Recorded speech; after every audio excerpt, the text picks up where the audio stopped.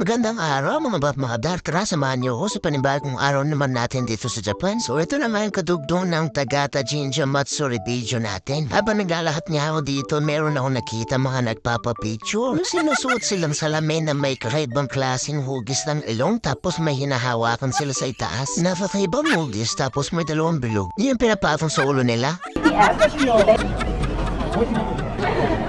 From 4 p.m. on the south side of the Shrine Office will be the celebratory throwing of the rice. And also my special order master in that shrine will sing. Meron din naman mga ibang dumalo dito na naka-costume din. Tapos bigla rin dumating dito si Naruto kaya pinagkaguluhan din siya.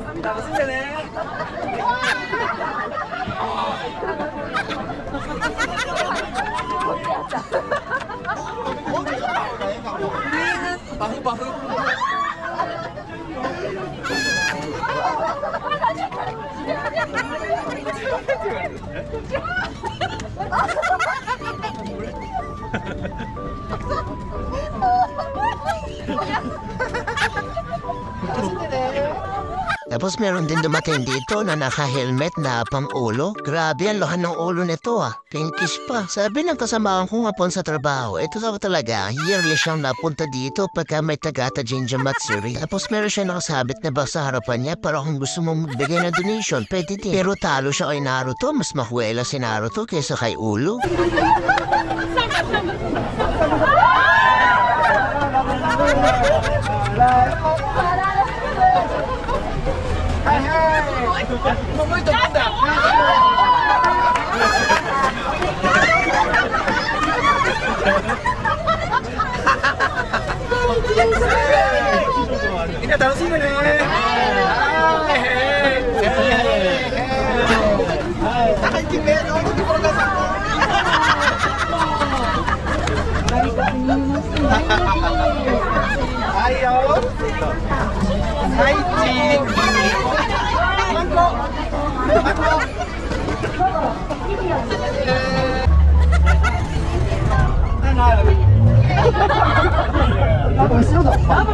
ダブル。やばいやばい。1人2本。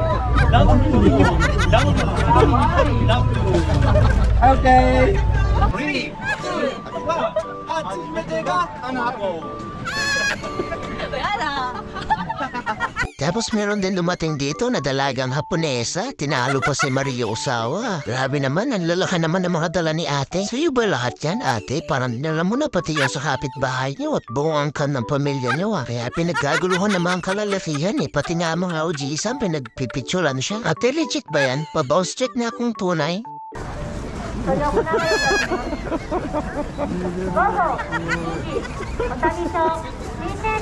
Tuwa-tuwa na ako kay ate, kaya pati ako nagpapicture na rin sa kanya. Tayo naman kasi yung pagkakataon, minsan lang makakita ng ganito kalaki.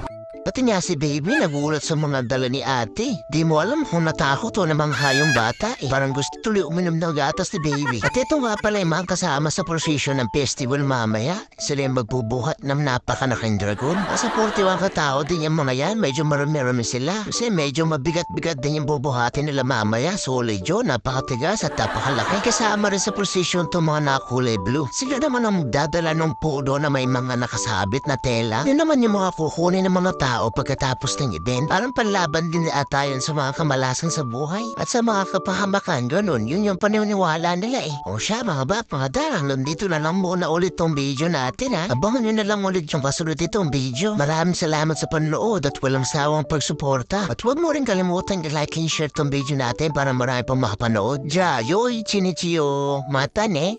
Bye!